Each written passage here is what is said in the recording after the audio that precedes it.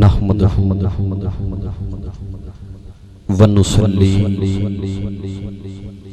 ونسلم علی رسولہ الکریم اما بعد فاعوذ باللہ من الشیطان الرجیم بسم اللہ الرحمن الرحیم یا ایہا الذین آمنوا آمنوا صدق اللہ مولانا العظیم ان اللہ و ملائکتہ یصلون علی النبی یا ایہا الذین آمنوا صلوا علیہ وسلموا تسلیما۔ سارے حضرات محبت کے ساتھ درود و سلام پڑھیے۔ الصلاۃ والسلام علیک یا سیدی یا رسول اللہ۔ جنہاں نو اللہ پاک زبان دی نعمت عطا فرمائیے او حضرات درود و سلام پڑھ لو۔ الصلاۃ والسلام علیک یا سیدی یا حبیب اللہ۔ الصلاۃ والسلام علیک یا رحمت للعالمین وعلی آلک واصحابک سیدی یا شفیع المذنبین۔ اللہ تبارک و تعالی جل مجدہ العظیم کی حمد و ثنا حضور نبی پاک صاحب الاولاق احمد مجتبی محمد مصطفیٰ صلی اللہ علیہ وآلہ وسلم کی ذات والا صفات پہ بے شمار ہدیہ درود و سلام کے بعد حضرات ذی وقار رب کریم کا لاکھ لاکھ شکر ادا کرتے ہیں کہ جس رب نے ہمیں امت مصطفیٰ میں پیدا فرمایا۔ میلاد شریف کی محفل ہے، ذکر مصطفیٰ کا جلسہ ہے۔ رب کریم کی بارگاہ میں دعا کرتے ہیں کہ اللہ پاک ہم سب کی حاضری کو اپنی بارگاہ میں قبول فرمائے۔ اللہ پاک ہماری زبانوں کو اپنا اور اپنے پیارے حبیب کا ذکر خیر کرنے کی توفیق عطا فرمائے۔ انتہائی اختصار کے ساتھ صرف ایک حدیث مبارکہ عرض کر کے اپنی گفتگو کو اختتام تک پہنچاؤں گا۔ اس یقین کے ساتھ، اس عقیدے کے ساتھ تشریف رکھیں کہ جہاں بھی ذکر مصطفیٰ کی محفل سجائی جائے، جہاں بھی میلاد مصطفیٰ کی محفل سجائی جائے، اس جگہ پہ آمنہ کے لال کی جلوہ گری ہوا کرتی ہے۔ جب اس یقین کے ساتھ تشریف رکھیں گے کہ اس وقت ہمیں ساری کائنات کا رب بھی دیکھ رہا ہے، اس وقت ہمیں ساری کائنات کا رسول بھی دیکھ رہا ہے، پھر آئے ہیں تو خالی جھولیاں لے کے آئے ہیں، پھر آئے ہیں تو اپنے کندھوں پہ گناہوں کا بوجھ اٹھا کے آئے ہیں، لیکن اگر محبت سے پیار سے آمنہ کے لال کا ذکر سنیں گے ساری کائنات کا رب راضی ہو جائے گا، اور جب ساری کائنات کا رب راضی ہو جائے گا تو اللہ پاک ذکر مصطفیٰ کی برکت سے ہم سب کی جھولیوں کو مالا مال فرما دے گا۔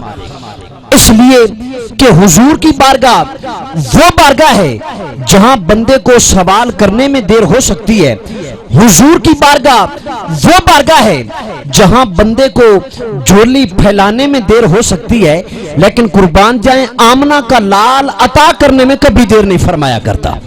اور جو بندہ زندگی میں ایک مرتبہ سوالی بن کر، جو بندہ زندگی میں ایک مرتبہ منگتا بن کر سرکار کی بارگاہ سے خیرات مانگ لیتا ہے، پھر ساری کائنات کے رسول اس مانگنے والے کی جھولی کو ایسے مالا مال کرتے ہیں کہ پھر قیامت تک اس بندے کو کسی دوسرے دروازے پہ جانے کی حاجت ہی نہیں رہتی ہے۔ صرف ایک حدیث مبارکہ حضور کے غلام ہیں، حضور کے بارگاہ کے منگتے ہیں، حضور کے صحابی ہیں، اور آپ جانتے ہیں صحابی کس کو کہتے ہیں؟ قرآن پاک ساری کائنات کے رب کا کلام ہے، اور بیت اللہ شریف ساری کائنات کے رب کا گھر ہے، لیکن جو بندہ قرآن کی زیارت کر لے، جو بندہ بیت اللہ شریف کی زیارت کر لے، قرآن کی زیارت کرنے والا اور بیت اللہ شریف کی زیارت کرنے والا، یہ دونوں بندے مل کر بھی اس بندے کی عظمت کا مقابلہ نہیں کر سکتے جو بندہ آمنہ کے لال کی زیارت کر لیتا ہے۔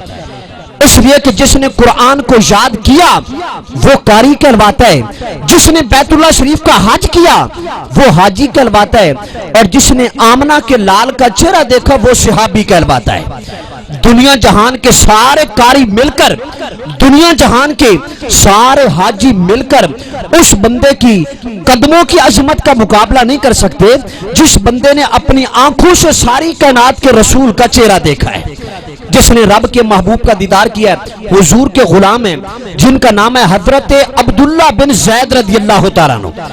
آپ نے یقیناً ان کی محبت بڑا واقعہ سن رکھا ہوگا۔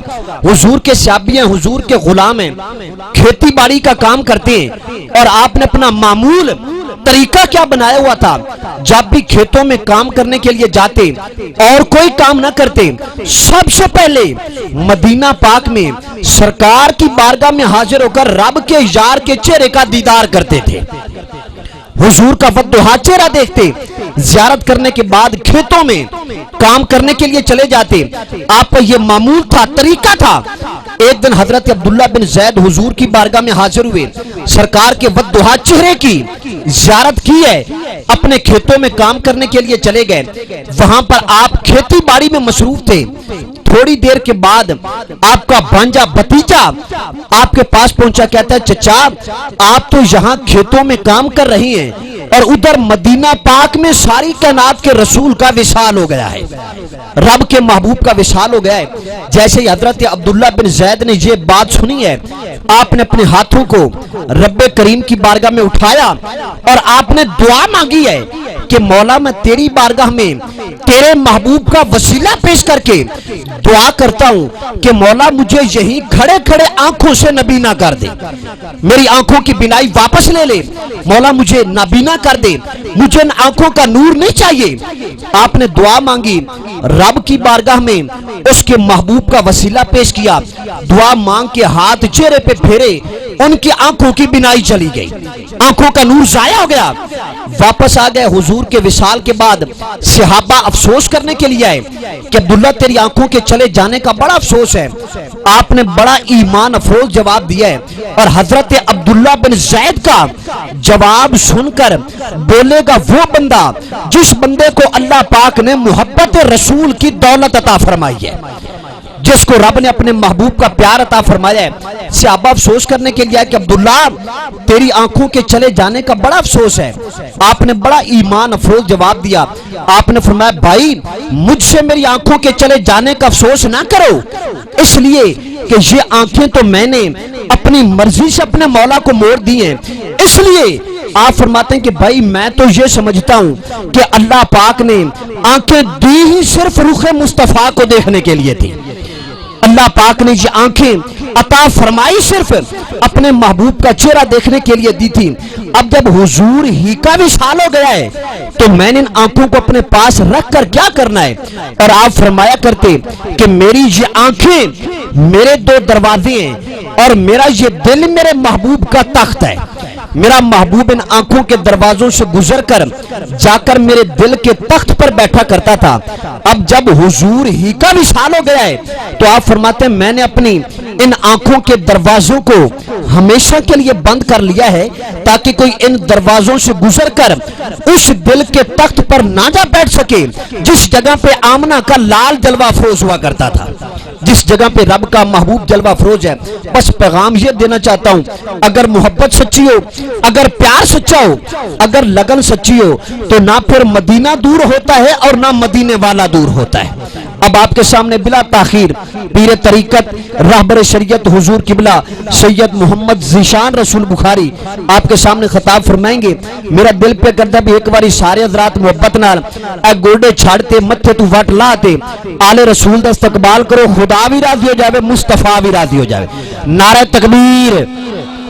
جڑے پیران دے مانی بیٹھے نے ہاتھ چال، اور جڑے منکر بیٹھے نے بالکل نہیں چامنے۔ نعرہ تکبیر، نعرہ رسالت، نعرہ تحقیق، نعرہ حیدری۔ قبلہ پیر و مرشد سید محمد ذیشان رسول بخاری۔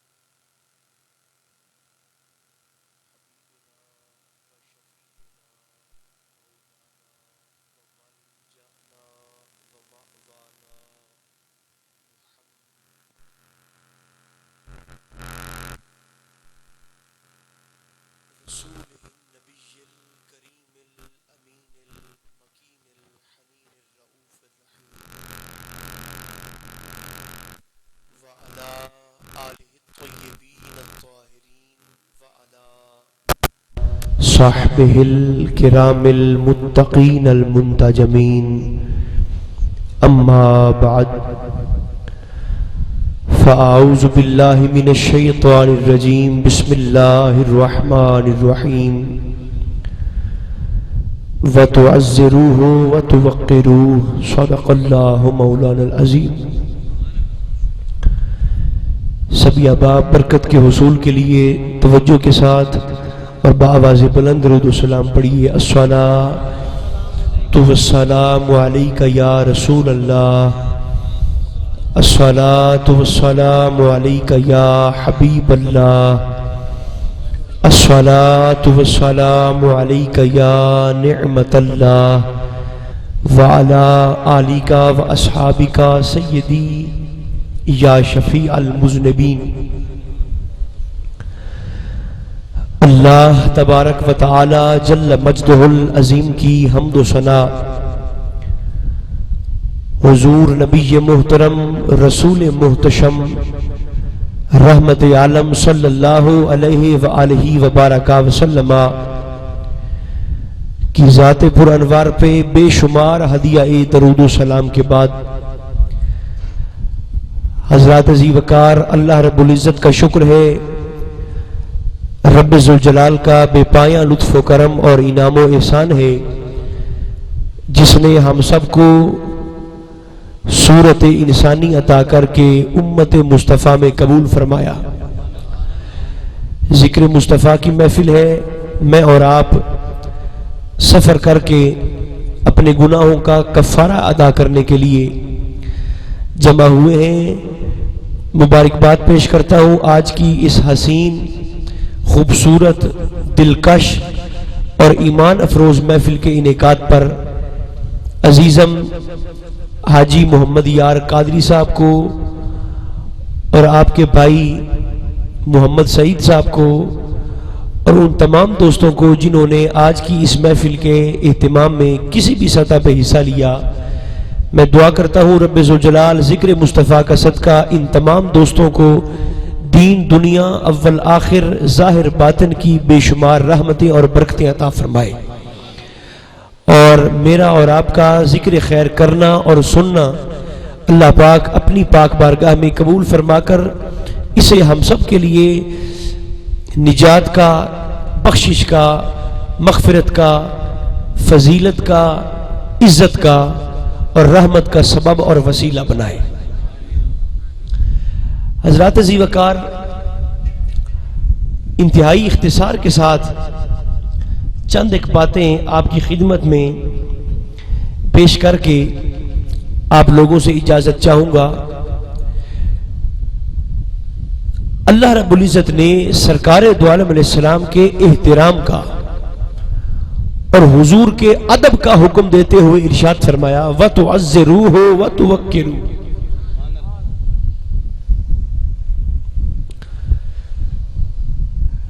اس آیت کے ضمن میں جو بات سمجھنے والی ہے وہ یہ ہے کہ میں اور آپ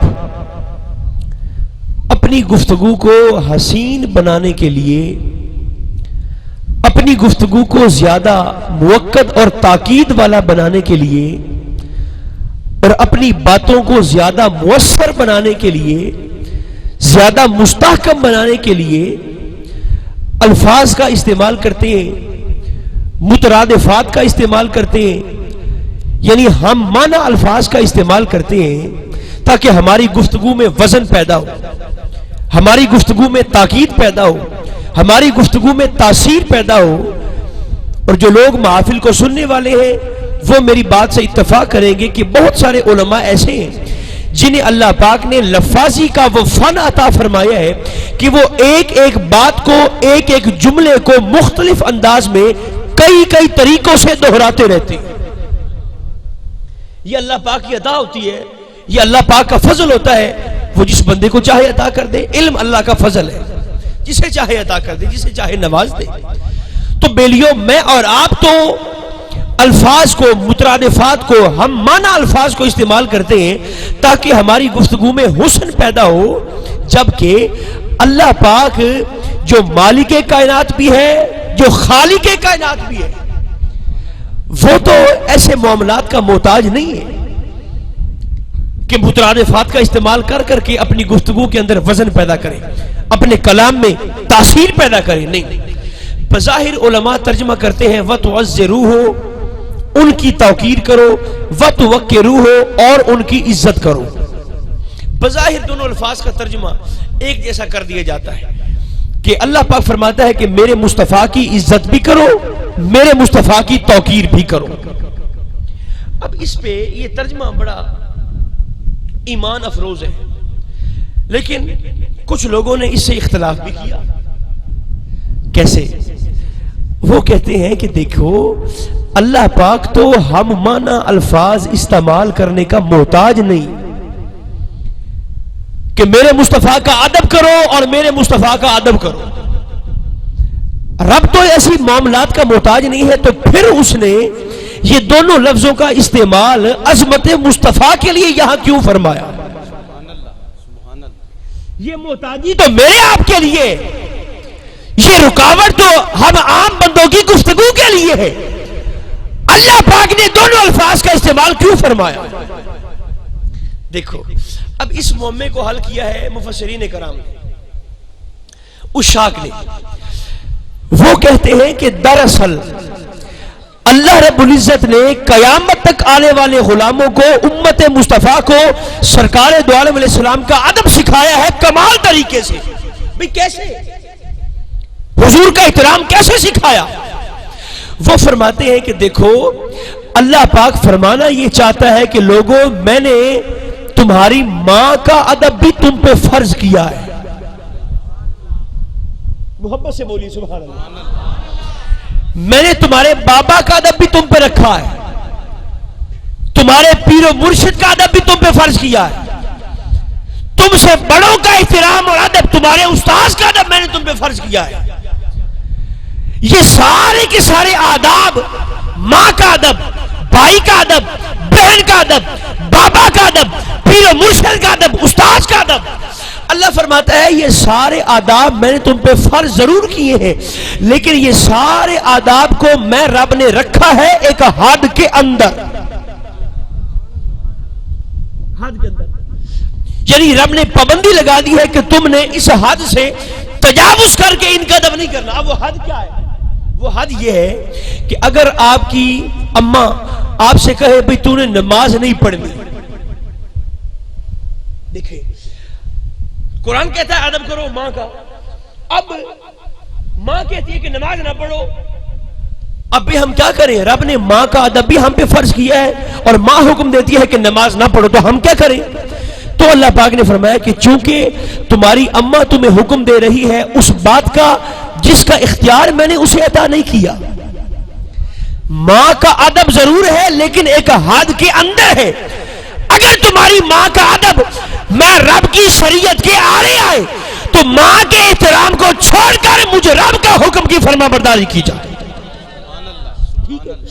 ماں کا ادب حد کے اندر، بابے کا ادب حد کے اندر. باپ کہے جی پیسے دی لوڑ ہے ہر بندے نو، تو رشوت کا لے لیا کر. اگر باپ کہے اپنے بیٹے سے تو ناجائز منافع خوری کر لیا کر، تو پیسے جائز ناجائز طریقے سے لے لیا کر، حق نہ حق پیسہ اکٹھا کر لیا کر.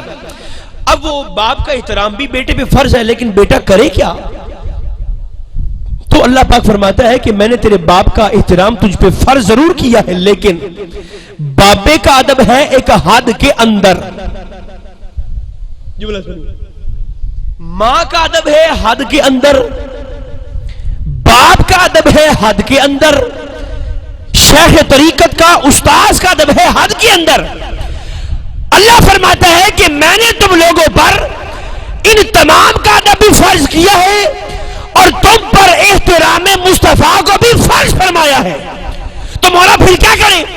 اللہ نے فرمایا وَتُوَزِّرُوهُ، ان تمام کا ادب کرو ایک حد کے اندر رہتے ہوئے. وَتُوَقِّرُوهُ، رب فرماتا ہے کہ جب باری آئے آمنہ کے لال کے احترام کی تو رب فرماتا ہے کہ محمد کریم وہ ذات ہے جس کے احترام کی حد میں رب نے کائنات میں تخلیق ہی نہیں فرمائی.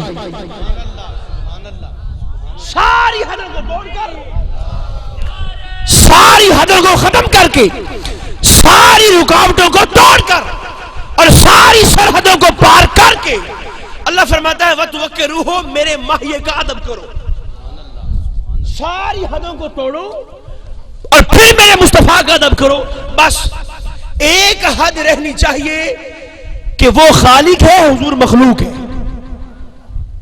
بولیے محبت سے سبحان اللہ.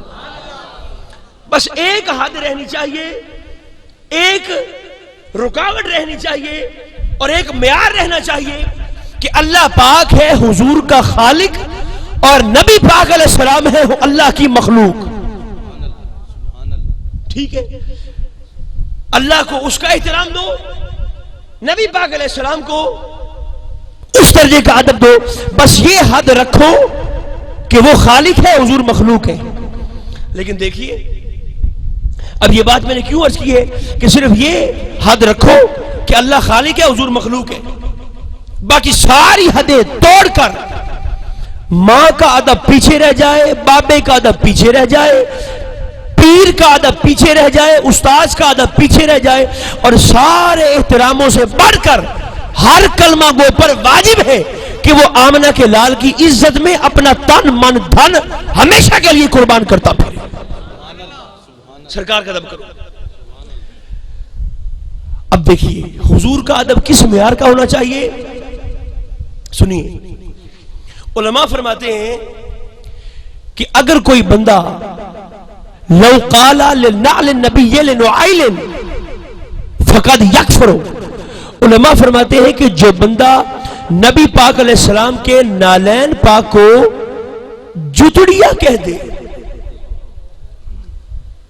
تاکیر کے ساتھ، تاکیر کے ساتھ نالین مصطفیٰ کو کوئی جتڑیا کہہ دے، تو علماء فرماتے ہیں کہ بظاہر اس نے ایک لفظ بولا ہے، لیکن دراصل علماء کا متفقہ، علماء ہند کا متفقہ فتویٰ 500 کے قریب علماء کا متفقہ فیصلہ ہے کہ جو بندہ نالین مصطفیٰ کو جتڑیا کہہ دے، جتڑیا، علماء فرماتے ہیں باویں دی ایڈی داڑھی ہے، باویں کلمہ پڑھتا ہے، باویں امامہ بندہ ہے، باویں جمعہ پڑھاوے، باویں تقریرہ کرے، باویں مولوی ہوئے، باویں مفتی تے محدث ہوئے، لیکن اگر سرکار کے نالین کی بھی توہین کر دی ہے، علماء فرماتے ہیں بے ایمان ہو گیا، دائرہ ایمان سے خارج ہو گیا،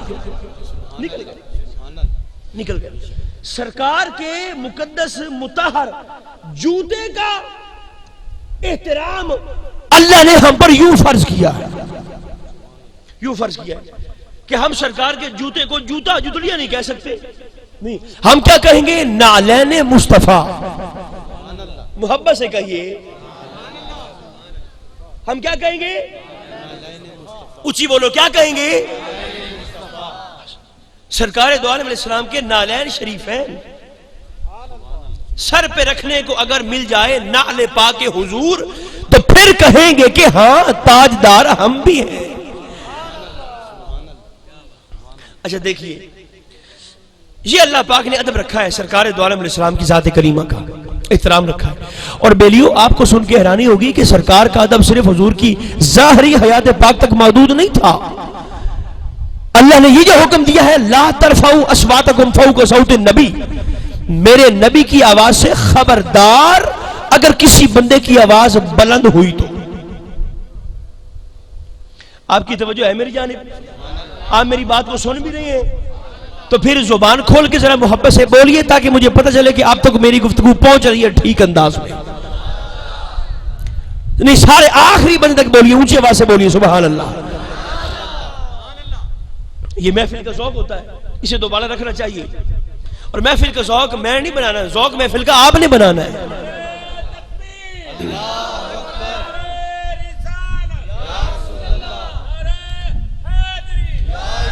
لا ترفعوا اصواتکم فوق صوت النبی ولا تجهروا له بالقول كجهر بعضكم لبعض ان تحبط اعمالكم وانتم لا تشعرون. اللہ فرماتا ہے، اللہ پاک نے کیوں فرمایا؟ اس لیے فرمایا کہ جب سرکار دو عالم علیہ السلام منبر شریف پہ بیٹھ کے صحابہ کرام کو مسئلے فرماتے تھے نا، گفتگو فرماتے تھے، تو کچھ صحابہ کو سمجھنے میں، سننے میں تھوڑی غفلت ہو جاتی، وہ سرکار کی بات کو سن نہ سکتے، کسی وجہ سے بھی سن نہ سکتے، تو وہ نبی پاک علیہ السلام کو دوبارہ عرض کرتے سونیا آپ کی بات ہم سمجھ نہیں سکے، یہ بات ذرا دوبارہ دوہرا دیں۔ حضور ذرا دوبارہ دوہرا دیں اپنی بات کو، ہم سن نہیں سکے۔ اللہ پاک کو صحابہ کرام کا حضور کی بارگاہ میں دوبارہ بات دہرانے کی ڈیمانڈ کرنا اس بے نیاز رب کو پسند نہیں آیا۔ فرمایا تم کیسے غلام ہو، بیٹھے ہو میرے مصطفیٰ کی بارگاہ میں، خبردار جب میرے مصطفیٰ پہلی دفعہ بات کرے غور کے ساتھ سن لیا کرو۔ میرے مصطفیٰ کو دوبارہ تکلیف کیوں دیتے ہو کہ بات کو دہرا دیں؟ نہیں، کچھ ایک نابینا صحابی تھے، وہ اونچا بولتے تھے سرکار کی بارگاہ میں آ کے، جو یہ بہرا ہوتا ہے نا، بہرا ڈورا، یہ اس کی نیچر ہے، جو کم سنتا ہے وہ سمجھتا ہے کہ شاید دوسرے بھی کم سنتے ہیں، جو خود کم سنتا ہے وہ اونچا بولتا بھی ہے۔ جڑا آپ گھٹ سندا ہوئے نا، آپ گھٹ سندا ہوئے وہ بولنا اونچی آواز نال، اونچی آواز سے بولتا ہے۔ تو سرکار کے ایک صحابی تھا، وہ بھی ایسے اونچا سنتے تھے اور بولتے بھی اونچا تھے، وہ سرکار کی بارگاہ میں اونچی آواز سے انہوں نے کلام کیا، گفتگو کی، تو اللہ پاک کو ان کا اونچی آواز سے بولنا بارگاہ مصطفیٰ میں پسند نہ آیا۔ اللہ نے قرآن کی یہ آیت نازل فرما دی، کیا لا ترفعوا اصواتکم فوق صوت النبی، فرمایا خبردار کسی بندے کی آواز میرے مصطفیٰ کی آواز سے بلند ہوئی تو بولی محبت کے ساتھ، آواز بلند نہیں ہونی چاہیے، وہ تو بے نیاز ہے نا، آواز بھی بلند نہ ہو۔ وَلَا تَجْهَرُوا لَهُ بِالْقَوْلِ كَجَهْرِ بَعْضِكُمْ لِبَعْضٍ، ایک تو آواز بلند نہ ہو، دوسرا میرے مصطفیٰ کو ایسے بھی نہ پکارو جیسے تم آپس میں ایک دوسرے کو پکارتے ہو، مت پکارو میرے مصطفیٰ کو۔ اب یہاں پہ ایک مسئلہ عرض کر دوں، اس پہ بعد میں عرض کرتا ہوں۔ اللہ نے ہی جو فرمایا کہ میرے مصطفیٰ کو ایسے نہ پکارو جیسے آپس میں ایک دوسرے کو پکارتے ہو، تو کچھ لکھے پڑھے لوگوں کو یہ مغالطہ ہوا کہ نبی پاک علیہ السلام کو یا محمد کہہ کر نہیں پکارنا چاہیے۔ اب یہ مسئلہ سمجھ لیں، فقہی مسئلہ ہے، شرعی مسئلہ ہے۔ کچھ لوگوں نے آیت کریمہ کے اس حصے سے استخراج کیا ہے یہ مسئلہ کہ اللہ فرماتا ہے کہ جیسے آپس میں ایک دوسرے کو نام لے کے پکارتے ہو، ویسے میرے مصطفیٰ کو نام لے کے نہ پکارو۔ تو کچھ علماء نے اس سے مسئلہ اخذ کیا کہ نبی پاک علیہ السلام کو خواہ استغاثہ کے لیے، مدد طلب کرنے کے لیے، یا خواہ درود شریف کے لیے، جیسے ہم درود پڑھتے ہیں صلی اللہ علیہ یا محمد نور من نور اللہ، تو وہ یہ کہتے ہیں کہ سرکار دو عالم علیہ السلام کو ایسے نام لے کے پکارنا جائز نہیں ہے۔ ان کی دلیل کیا ہے؟ ان کی دلیل یہ ہے کہ حضور و ذات محبوب کریم علیہ السلام وہ شخصیت ہے، اور حضور کے ادب کا یہ تقاضا ہے، بیلیو غور فرمائیں، وہ کہتے ہیں کہ جس ذات کو اس شخصیت کے رب نے کبھی نام لے کے نہیں پکارا، تم تو پھر حضور کے امتی ہو۔ پورے قرآن میں رب نے کبھی سرکار کو یا محمد نہیں کہا یا محمد، نام لے کے نہیں، یا موسیٰ ہے، ابراہیم ہے، نوح ہے، سارے کے سارے ہیں، لیکن یا محمد کہیں نہیں ملتا۔ کیوں؟ اس لیے کہ ادب مصطفیٰ کا تقاضا ہے، اللہ پاک مخلوق کو سرکار کا ادب سکھانا چاہتا ہے، وہ تو رب ہے سرکار کا، جیسے چاہے مخاطب کرے، لیکن اللہ پاک نے بھی نبی پاک علیہ السلام کو دیکھے نا، سرکار کا احترام کیسا ہے۔ حضور اس کائنات کی وہ واحد ذات ہے جنہیں ساری کائنات کے رب نے بھی کبھی بغیر لقب کے یاد نہیں فرمایا، بغیر ٹائٹل کے، لقب کے، عزت کے ساتھ اللہ پاک نے بھی کبھی سرکار کو بغیر لقب کے پکارا نہیں، یاد نہیں فرمایا۔ اچھا، وہ لوگ کہتے ہیں، ان کا بھی حسن نیت شامل ہے اس مسئلے میں، وہ کہتے ہیں کہ اس لیے نبی پاک علیہ السلام کو نام لے کر نہیں پکارنا چاہیے، جبکہ دوسرا طبقہ جس میں ہم بھی شامل ہیں وہ یہ کہتے ہیں کہ آپ کا مسئلہ بالکل بجا اپنی جگہ پہ، لیکن اب یہ مسئلہ سمجھیے، وہ کہتے ہیں کہ لفظ محمد صلی اللہ علیہ وآلہ وسلم یہ نبی پاک علیہ السلام کا اسم گرامی حضور کا نام بھی ہے، اور یہ لفظ محمد نبی پاک علیہ السلام کی صفت بھی ہے۔ محبت سے کہیے سبحان اللہ. سنیو جاگتے بولو سبحان اللہ. لفظ محمد علیہ السلام یہ حضور کا اسم ذاتی بھی ہے، اور اس کا معنی کیا ہے؟ وہ ذات جس میں عیب کا شک نہ پایا جائے. ایسی بے عیب ذات ہو، ترجمہ سنیے، ایسی بے عیب ذات جس میں عیب کا شک رکھنے والا بھی بے ایمان ہو جائے. آپ کا ذوق میرے ذوق کے مطابق نہیں ہے، لیکن چونکہ میں ذمہ داری سمجھ کے گفتگو کر رہا ہوں. لفظ محمد سرکار دو عالم علیہ السلام کا اسم گرامی بھی ہے، اور حضور علیہ الصلوۃ والتسلیم کی صفت بھی ہے. نام تو ہوا محمد علیہ السلام، اور صفت ہوئی وہ ذات جس میں عیب کا شک نہ ہو. یہ حضور کی صفت ہے. یہ حضور بے عیب ہے. ایسے بے عیب جو عیب والا سمجھے خود میں ایمان ہے. یعنی حضور کی ذات طہارت کا وہ اعلیٰ معیار ہے. لہذا علماء فرماتے ہیں کہ نبی پاک علیہ السلام کا نام چونکہ محمد ہے، حضور کی صفت بھی محمد ہے. لہذا حضور کو بطور نام یعنی بطور اسم گرامی تو ہم سرکار کو یا محمد نہیں کہہ سکتے، لیکن بطور صفت ہم حضور کو یا محمد کہہ کے استغاثہ میں بھی پکار سکتے ہیں، سرکار کو درود و سلام کے اندر بھی پکار سکتے ہیں. بطور صفت نام نہیں، بطور صفت سرکار کو پکارے، حضور کو پکارے. اچھا دیکھیے، آیت اتری صحابہ میرے مصطفیٰ کی آواز سے آواز کو اونچا نہ کرنا. یہ آیت کریمہ اترنے کے بعد حضرت سیدنا صدیق اکبر رضی اللہ تعالی عنہ بول لو،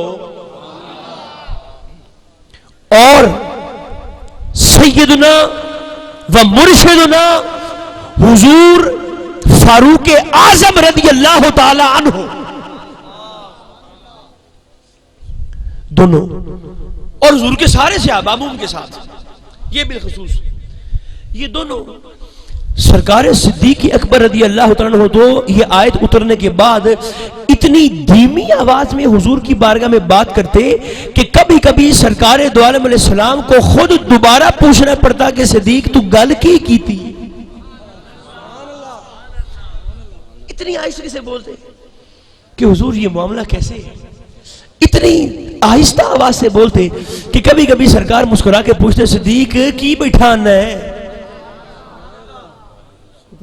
ایک روایت میں یہ آتا ہے، اور دوسری روایت میں یہ آتا ہے کہ سرکار ابو بکر صدیق رضی اللہ تعالیٰ عنہ آپ نے اپنے منہ میں چند پتھر کی کنکریاں رکھ لی تھی. جب بارگاہ مصطفیٰ میں آتے منہ میں کنکریاں رکھ کے آتے. کنکریاں رکھتے کیوں رکھتے؟ کہ منہ کے اندر جب کنکری ہو تو پھر آواز اونچی نکلتی نہیں ہے، آواز اونچی نہیں نکلتی. تو پوچھا بھئی کیوں رکھا ہے کنکریاں؟ تو آپ فرماتے ہیں کہ اس لیے کنکریاں رکھ کے آیا ہوں تاکہ میری آواز مصطفیٰ سے بلند نہ ہو جائے، اونچی نہ ہو میری آواز میرے محبوب کی آواز سے. رب نے ادب سکھایا کیا؟ ایک تو فرمایا کہ آواز میرے مصطفیٰ کی آواز سے اونچی نہ ہو، بلند نہ ہو، آواز اونچی نہ ہو میرے مصطفیٰ کی آواز سے. دوسرا ادب سکھایا کہ جیسے آپس میں پکارتے ہو خبردار میرے مصطفیٰ کو ایسے پکارا تو ایسے پکارا نہیں پکارنا. کیوں؟ اگر مولا ایسا ہو گیا تو اللہ پاک فرماتا ہے ان تحبط اعمالکم، اگر تم نے ایسا کیا تو پھر تمہاری نیکیاں سب جہنم میں، اعمال ضائع، نمازیں برباد، نیکیاں تباہ، عمل صالح غارت گری کا شکار. اور وَأَنْتُمْ لَا تَشْعُرُونَ، اعمال تو برباد کروں گا ہی کروں گا، لیکن وَأَنْتُمْ لَا تَشْعُرُونَ، تم لوگوں کو اس بات کا شعور بھی نہیں آنے دوں گا کہ ہم تو لٹ گئے، ہم تو لٹ گئے. یعنی اللہ پاک فرماتا ہے کہ جو لوگ بارگاہ مصطفیٰ میں بے ادبی کرتے ہیں، سرکار دو عالم علیہ السلام کی بارگاہ میں بے ادبی کرتے ہیں، ایک تو فرماتا ہے کہ ان کے اعمال کو ثبت اور سلب اور ضبط کر لوں گا، وَأَنْتُمْ لَا تَشْعُرُونَ، اور دوسرا پھر انہیں اس بات کا شعور بھی نہیں آنے دوں گا کہ تمہارا سب کچھ برباد ہو گیا ہے، تمہارا گھاٹا ہو گیا، لٹ گئے ہو۔ وہ یہی سمجھتے رہیں گے دنیا میں کہ ہم بڑے نمازی ہیں، ہم بڑے تبلیغی ہیں، ہماری بڑی تبلیغی جماعت ہے، ہم نے بڑے لوگوں کے کلمے سیدھے کروائے ہیں مخلوق کے۔ لیکن جب یہاں آنکھ بند ہوگی اور قبر میں آنکھ کھلے گی تو اللہ فرماتا ہے ان کا یہ والا کھاتا نیکی والا یہ بالکل صاف ہوگا، اے چٹا صاف سفید۔ تو وہ حیران ہوں گے کہ ہمارے ساتھ ہوا کیا؟ تو اس وقت انہیں بتایا جائے گا کہ یہ اس بات کی سزا ہے جو تم بارگاہ مصطفیٰ میں بے ادبی کے مرتکب ہوا کرتے تھے، بے ادبی کیا کرتے تھے۔ وَأَنْتُمْ لَا تَشْعُرُونَ۔ اچھا دیکھیے اب سرکار کے صحابہ، آخری بات، حضور کا احترام کرتے کیسے تھے؟ سرکار کا احترام حضور کے صحابہ کیسے کرتے ہیں؟ حدیث پاک بڑی معروف ہے لیکن ذوق والی ہے اور متعلقہ بھی ہے موضوع کے، اس لیے عرض کرتا ہوں۔ حضور علیہ السلام کے ایک صحابی ہیں جن کا اسم گرامی شریف ہے حضرت عبداللہ ابن مسعود رضی اللہ تعالی عنہ۔ نہیں ایسے نہیں، جب سرکار کے صحابہ کی عظمت کی باری آئے تو محبت سے کہا کیجئے سبحان اللہ، اس لیے کہ اللہ پاک کا خاص فضل ہے اہل و سنت پر کہ ہم اہل و سنت سے زیادہ کوئی سرکار کی آل کا بھی نوکر نہیں ہے، ہم سے زیادہ کوئی حضور کے صحابہ کا بھی نوکر نہیں ہے۔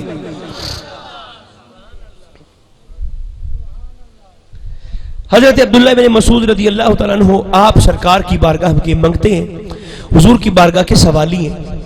آپ کے بارے میں حدیث کے شارحین لکھتے ہیں کہ سرکار حضور کے مختلف صحابہ کی الگ الگ ڈیوٹیاں تھیں۔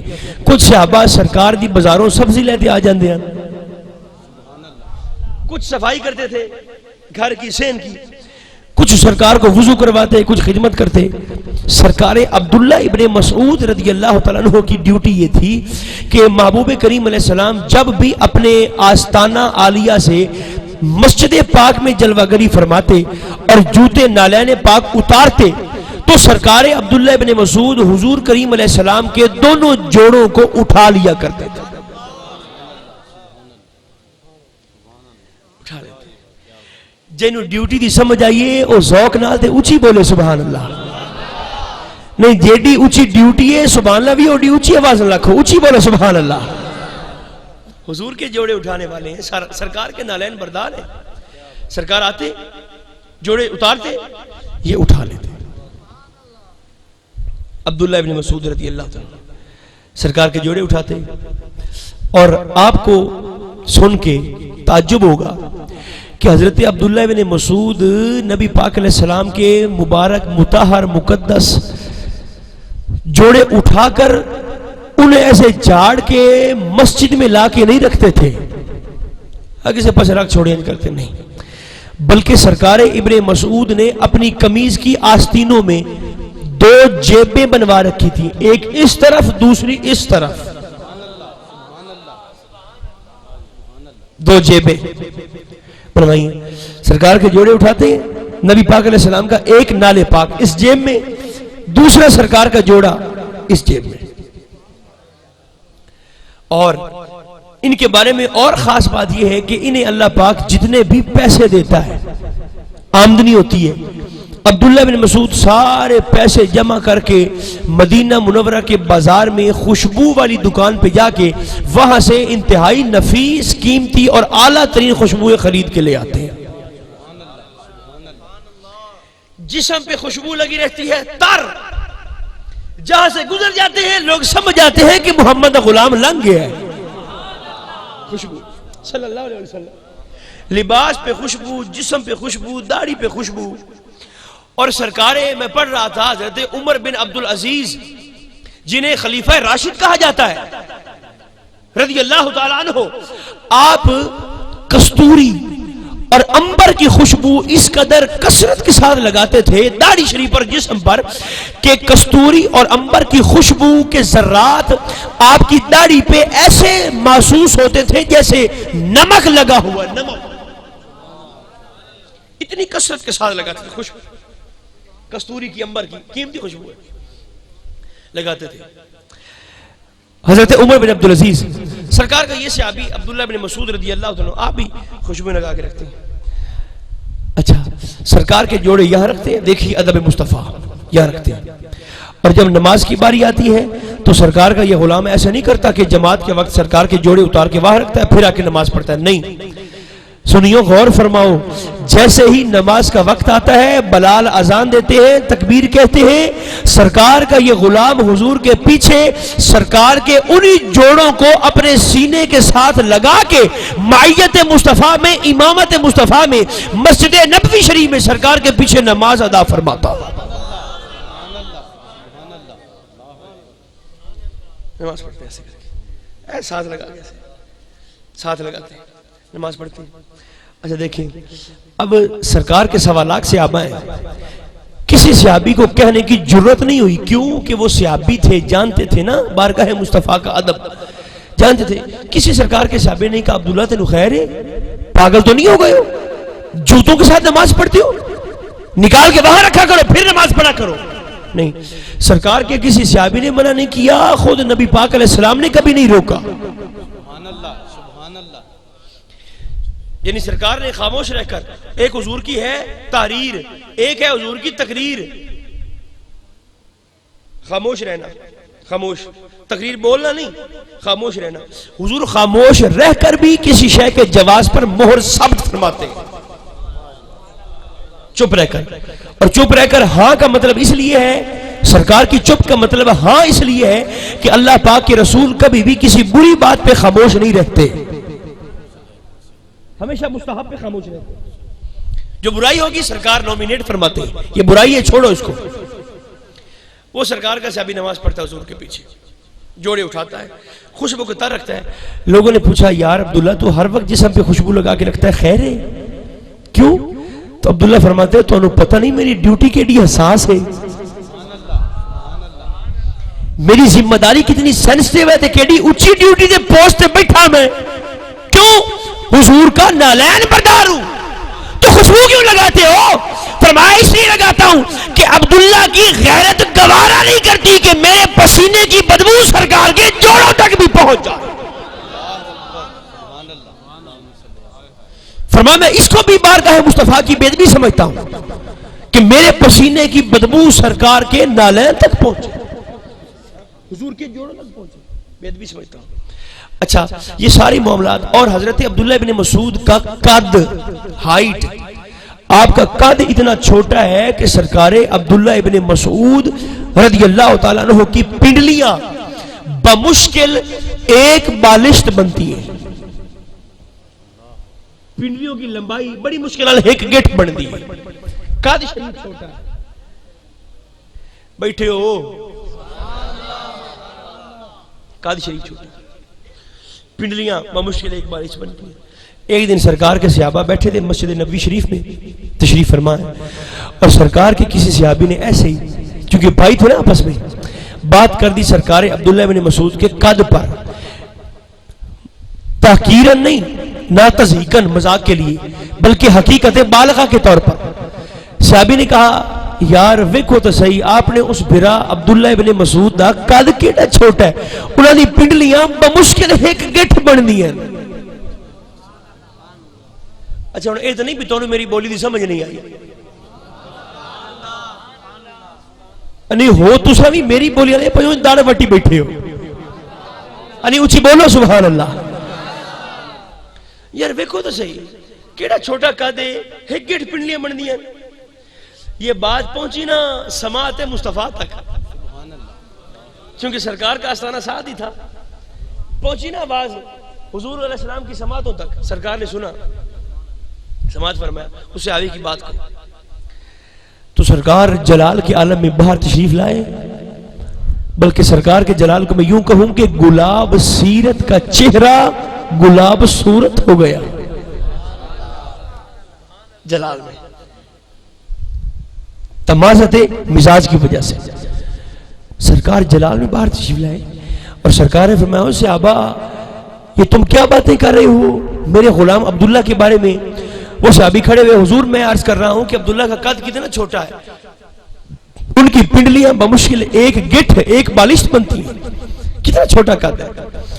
تو نبی پاک علیہ السلام نے وہ جملہ ارشاد فرمایا، سرکار کریم علیہ السلام نے فرمایا صحابہ تم اس میرے غلام کے قد پہ گفتگو کر رہے ہو سرکار نے فرمایا تو پتہ نہیں ہے اوڈی ڈیوٹی کیڑی اونچی ہے، وہ جوڑے کس ذات کے اٹھاتا ہے سونے. تو پھر سرکار نے فرمایا تم میرے غلام عبداللہ کا قد آج دنیا میں دیکھ رہے ہو، فرمایا میرے غلام کا قد قیامت کے دن عالم حشر میں دیکھنا. حضور کیا ہوگا؟ سرکار نے فرمایا احد پہاڑ کی بلندی تھوڑی رہ جائے گی، میرے غلام کا قد احد پہاڑ سے بھی بلندر ہو جائے گا.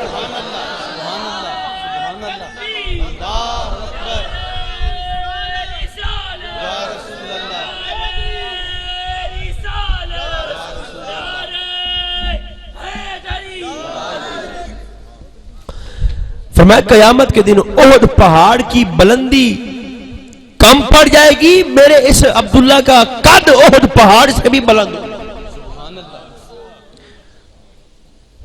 اگر کسی نے احد پہاڑ دیکھا ہے اور آپ میں بیٹھا ہے تو وہ اونچی آواز سے بولے سبحان اللہ.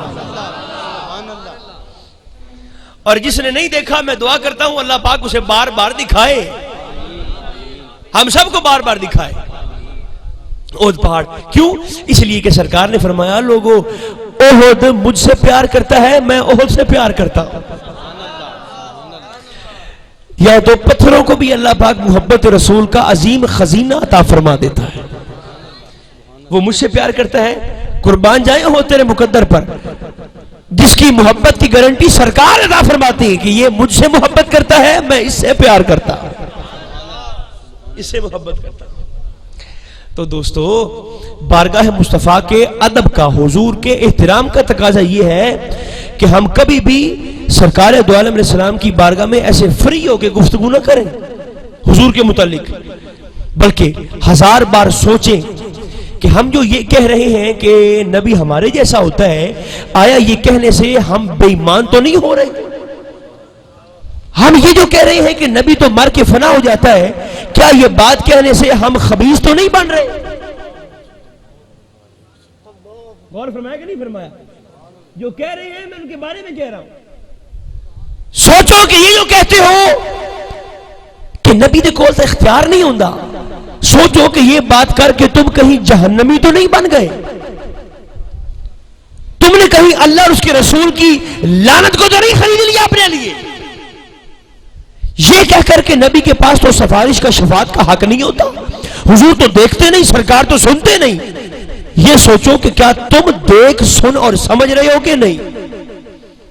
لہٰذا میرے دوستو، میری اور آپ کی عزت اس بات میں ہے کہ ہم سرکار کے بھائی بن کے ساتھ نہ چلیں. امام تو اپنے سرکار کا کیا ہی بننا ہے، آگے تو پیش امام تو کیا بننا ہے. ہم حضور کے بھائی بن کے ساتھ نہ چلیں، بلکہ فَاتَّبِعُونِی کے تحت غلامی مصطفیٰ کا پٹا اپنی گردن میں ڈال کر سرکار کے غلاموں کی طرح پیچھے پیچھے چلتے ہیں. بارگاہ مصطفیٰ میں جتنا جھک جاؤ گے رب تمہیں اتنا بلند فرما دے گا، اتنا بلند فرما دے گا. لہٰذا ذات مصطفیٰ کریم علیہ السلام پر آپ تمام احباب کثرت کے ساتھ درود بھی پڑھا کیجئے اور سلام بھی پڑھا کیجئے.